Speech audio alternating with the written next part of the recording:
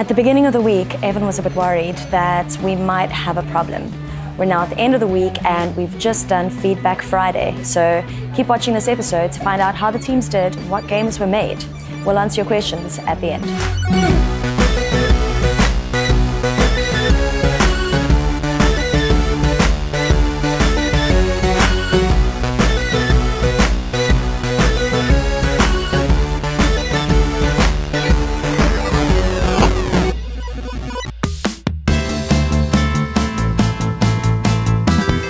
I'd been working on Super Duke Nukem HD, a parody of Duke Nukem set in a sort of Super Wolfenstein HD style. Worked on it with Jared, Jason, David, and Phil. We got a lot in, and I think it showed we could make quite a fun shooter with destructible environments. I spent the whole time making bricks, and then I also concepted an environment that never got used. I'm kind of used to that. I did like 3 days work on it. I did concepting. Made a pig cop model and also a nuclear bomb, which was fun. At the end, it was a bit crunchy. I don't think Evan got done what he wanted to get done. What I think it really lacked was the Duke Nukem parody jokes. Like, I feel like it needed a few more to really prove that the concept worked and we could do the concept. It seemed like everybody had a laugh and they had fun just like smashing walls and stuff.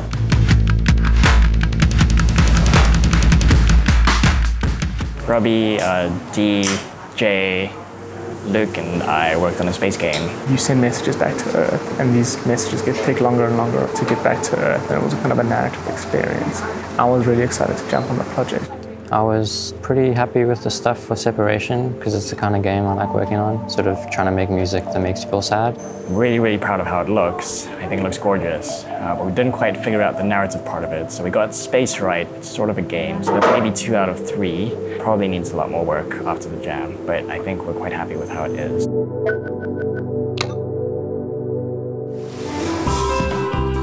For the week, my task was to figure out the nuts and bolts mechanics of the game, just how attacks work, all this kind of really basic stuff, just to the point where I can tell whether it's going to be fun or not. It's called Tactical Breach Wizards. There are a lot of mathsy logic problems that I was getting very caught up in that after talking to people I'd realized just are not problems and I can just skip past them for now and I can solve them later if I need to. And then I get into the actual meat of solving this, like making it fun problem. The mechanics basically function. And now I'm trying to tell, is this fun enough? Showing it to the group and talking to the group, it feels like it's not there yet, but I've got lots of cool ideas on like how to get it there now. I worked on 2 projects this week, both of which I think were moderately successful. One was a game where you have to escape the cops over a huge fictional Midwestern America. And the other one was a sort of body bio-horror game that I was working on with Marcel. So this week I was working on a project called Decay. It's something I came up with. Did a lot of R&Ding and concepting, which went very well. And we started putting things together in the game on Thursday.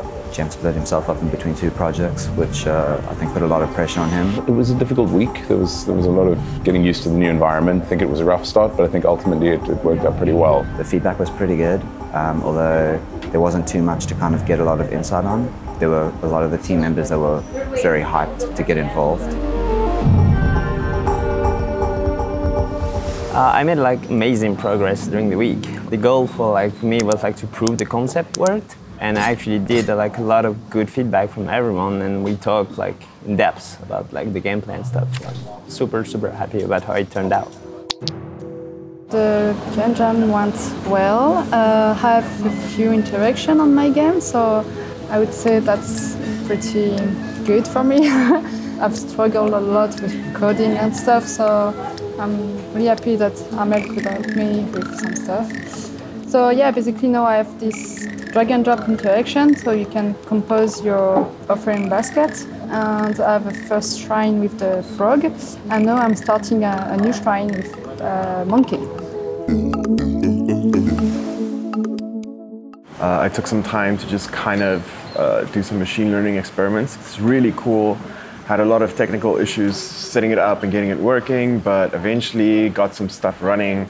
Got some basic ragdoll balancing. I also managed to train the computer to play Frog Smashers really well. It's super cool. So in the future, if we make these kind of versus simple games, it looks like it'll be very easy to add AI. I did a lot of surfing, hopefully do a lot more surfing. I don't think we've found the next Free Lives game yet. I'd hope that what I was working on was a bit of a contender, but I don't feel like it's resolved yet. I feel like I started the week off a little bit slow, just because it was like adjusting to the temperature and stuff and the humidity. Well, I definitely wish I could have done more because all I did was bricks. I think I took in too much, but I also kind of felt like I didn't do enough. I was pretty surprised at how quickly we all actually adapted.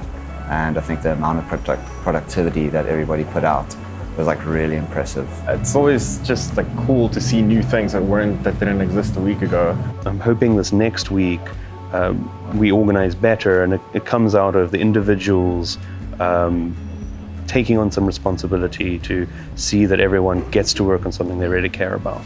Paisley wants to know, can you add an M16 to GORN, please?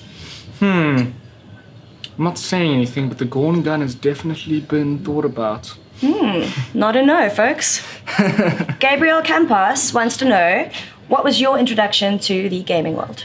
My introduction to the gaming world, the gaming industry, was just by teaching myself programming over some time and then working really hard on my own time and in game jams, making loads and loads of prototypes and little games, and yeah, eventually landing various jobs like that. So. Ian Uario and T. Seraphin asked, how do you find indie studios or devs you're willing to invite over?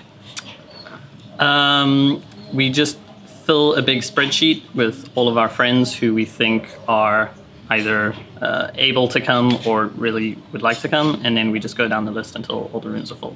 Alicia Caron wants to know, how do you deal with compromising deadline and creativity? How do you cope?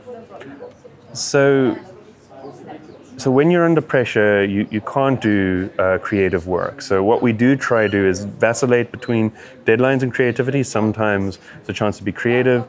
Sometimes it's a time to work hard and be productive and get to the deadline in time. Could you really keep pushing on so hard for years? Isn't it better to try to promote a more sustainable culture, 40-hour week or even less? Okay, I don't think I can answer this question in like 5 seconds. Really? But we could probably work less and be healthier. Well, there you are. Don't forget to use the hashtag GameJamIsland on Twitter at freelives, and we will answer your questions and give the content that you want to see.